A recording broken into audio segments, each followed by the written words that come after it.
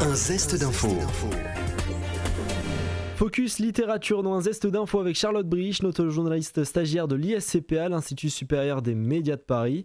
My coach is Bond, James Bond. Mais alors, quels sont les secrets de James Bond qui lui permettent d'être si magnétique, si indémodable ou encore si craquant et convaincant, n'est-ce pas Charlotte ?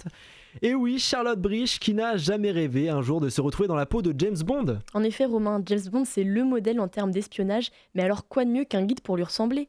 C'est ce qu'a décidé de faire Stéphane Garnier avec son livre Agir et penser comme James Bond aux éditions de L'Opportun, un ouvrage qui, selon lui, permet de se développer personnellement. Alors, c'est pas du tout un livre biographique, en fait. Ça reprend plein d'extraits de la saga. En réalité, c'est un livre de développement personnel, un livre de feel-good, de bien-être. Et je me suis servi du personnage iconique de James Bond qui a traversé toutes les modes, toutes les cultures depuis les années 50. Et je me suis posé la question à savoir pourquoi et comment il avait fait pour durer dans le temps comme ça et surtout toucher, quelle que soit la culture et les époques, tout le monde. Et donc, en fait, c'est plus...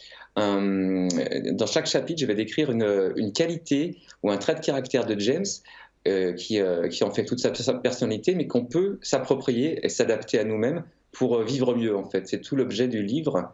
Est-ce que James peut nous aider comme un coach de vie à vivre mieux notre quotidien, notre vie personnelle et professionnelle ? Vous écrivez généralement des livres sur les chats, comme vos ouvrages Agir et penser comme un chat, Agir et grandir comme un chat, ou encore Catissime. Agir et penser comme James Bond est donc différent de vos autres livres. Pourquoi ce livre se démarque-t-il des autres et comment vous est venue l'idée de changer de thème d'écriture ? Alors j'ai écrit, c'est vrai, beaucoup de livres sur les chats, mais j'ai écrit aussi beaucoup de livres d'humour. J'ai écrit une trentaine d'ouvrages à peu près. Les plus connus sont en effet ceux sur les chats. Et en fait, c'est venu. En fait, le James Bond est venu un peu comme un dérivé du chat, parce que en redécouvrant un peu les films, parce que j'attendais comme beaucoup de gens la sortie du dernier opus qui était décalé.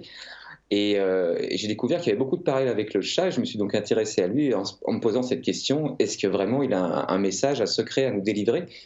Et donc j'ai repris la saga du départ et j'ai annoté plein de petits bouts de dialogue, de mise en situation.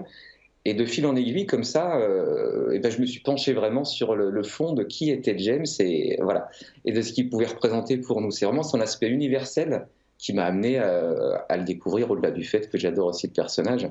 Merci Charlotte Brich, à découvrir Agir et penser comme James Bond de Stéphane Garnier aux éditions de L'Opportun. Vous pouvez retrouver cette chronique en audio et vidéo sur notre site internet et notre application Radio Sensation.